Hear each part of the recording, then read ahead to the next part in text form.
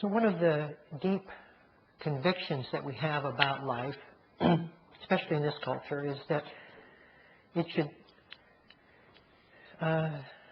feel good, that it should be on our side, so to speak, that it should work for us, that it should be a pleasant experience, that we should, as we move through life, become happier, more content within life itself. And for whatever reason, as we begin to journey, we see that often it's the opposite that's occurring. We find ourselves more cantankerous, more cynical sometimes, often having an attitudinal view of our life and the way life is going.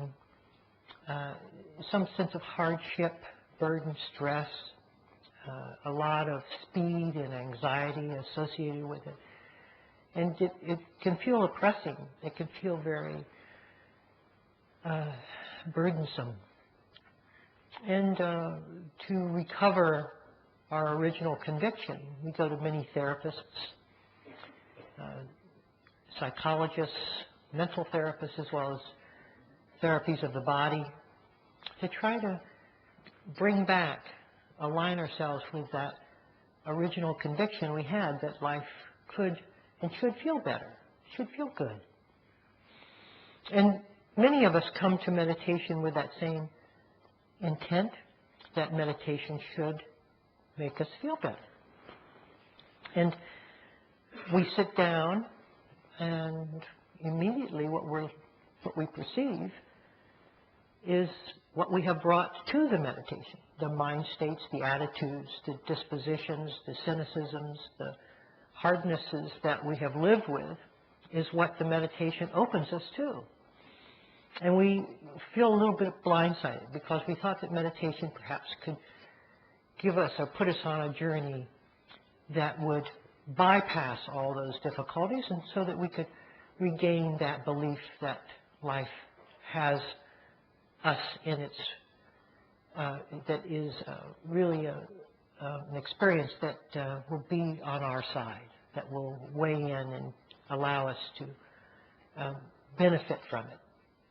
Well, life is on our side, and it does and will, we can benefit from it, but first we have to have a right alignment to it. And in order for us to really have life work in our favor, we have to be able to see what it is that we're carrying, what it is that we have accumulated in terms of our condition to life, what we believe about ourselves and the living experience, and deal with that. We have to look at the residues of all the ways, of all of our attitudes, of all of our assumptions. And this is what throws many people off. Many people wanted a quick fix, wanted something that would take them immediately to sustained happiness. And we didn't bet on having to deal with the problems that we have accumulated over our life in order to get there. We wanted the straight and quick path to happiness. Unfortunately, the straight path to happiness is in looking at our difficulties. So one way we can form meditation, or we can talk about meditation, is to move from being unconscious to being conscious.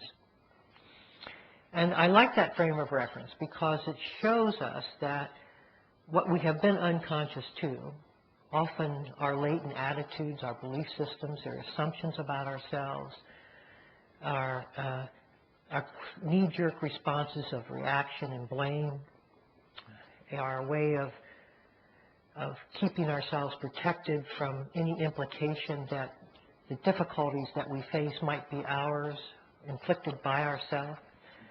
We have a very steep and deeply walled defenses that keep us from acknowledging the truth about ourselves. And unfortunately, those defenses also keep us unconscious. They are unconsciously maintained. We don't and aren't willing to look at them. And therefore the patterns persist because of our lack of willingness to really show up for the difficulties and where those difficulties arise and how and what we do within ourselves to create and maintain those difficulties. So when we come to meditation and we understand this is to make what we have been unconscious to conscious, we begin to sober up. It's a sobriety period in which we realize that we have to recover all the ways that we have projected our blame onto others, onto life. All of the assumptions we've held about ourselves in life have been based upon that defense mechanism, that unconscious reactivity, and that we have to re-examine the entire process of what and how we live in order to maybe gain a foothold into the conviction that life could actually work for us and work towards our betterment. Once we have deeply understood that life will and can work for us, but first we have to make it conscious in order to work for us, we begin the process of healing ourselves to all of the ways that we have, up until that point, conditioned ourselves to be. So meditation ultimately does lead to a greater sense of lightness in one's heart, of joy, of vitality and enthusiasm, passion. But moving towards the difficult is the way that we have to go in order to recover that buoyancy. And so one of the earliest trainings that each of us need to hear, and even those of us who have practiced for a number of years need to rehear, is that this practice isn't about escaping towards the pleasant as we sit down. It's not running towards those states of mind that are calming and tranquil, although those states will arise. It's not trying to find the cave of our consciousness that allows us to be completely, to feel completely satisfied and pleasant within. It's really to look at what it is that the mind is doing and how it is that the mind is working and how it is that we have misunderstood how the mind is working and worked it towards our disadvantage, not our advantage. So a couple of things that are necessary in order to work the mind in that way. One is a stable attention. We have to, as we sit down, stabilize our attention sufficiently so that we can even see what the mind is doing. Mostly what we do is think about what the mind is doing. We think about the process of living. And that abstract, conceptual idea of life is really an unconscious relationship to life. To be conscious to life, to really see what it's doing and what we're doing in relationship to it, we have to move beyond the need to have to think about it to the actual experience of what life is in the moment.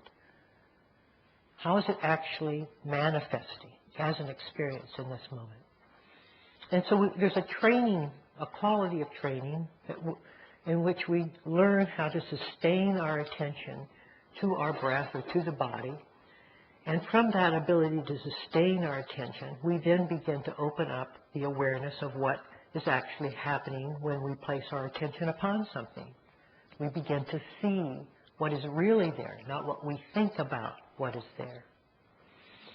So the early part of the meditation practice is one of learning how to sustain one's attention.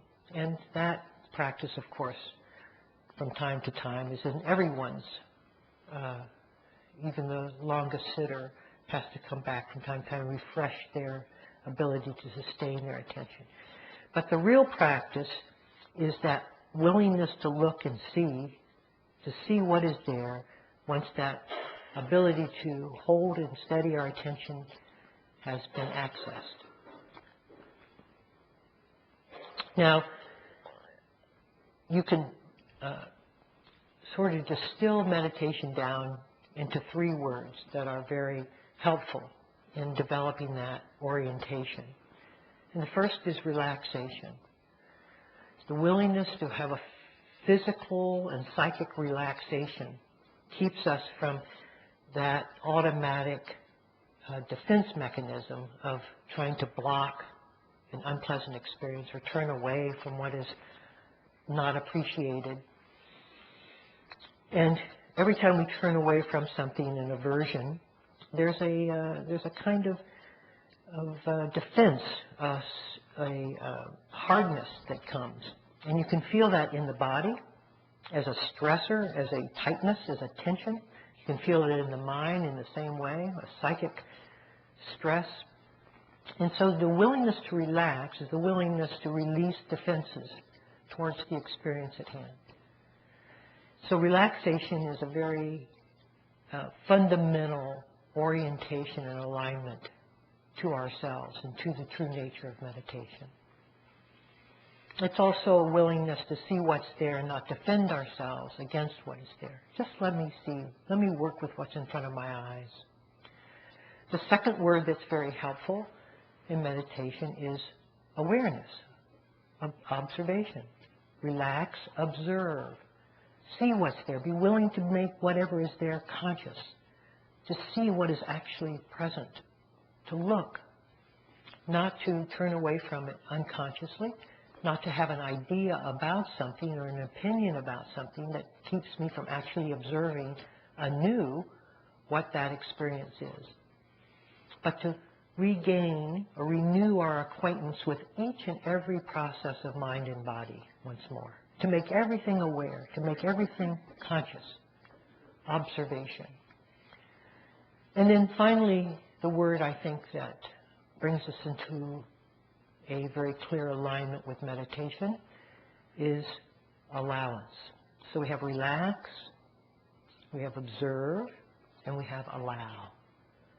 Allow is the willingness to accommodate whatever that experience is that's in front of us. Not to pretend that it's something else, not to try to run from it, but seeing that we have the capacity, each of us has the capacity to hold our own experience. That we don't need to turn from it. That in our willingness to make it conscious, to observe it, to see what it is, we also have the capacity to allow it to be what it is. Allow it to move as it moves, to come and to go as it naturally does. In the course of any experience, it will come and go. So all of those things together really settle us into an orientation of meditation that is in proper alignment with the deepest benefits of life. Life will benefit us, but unless we're in proper orientation to it, there's no way that it can get in sufficiently so that it can benefit us. So the meditation process is really aligning ourselves to life in a correct relationship so that life can get in sufficiently to show us its benefits.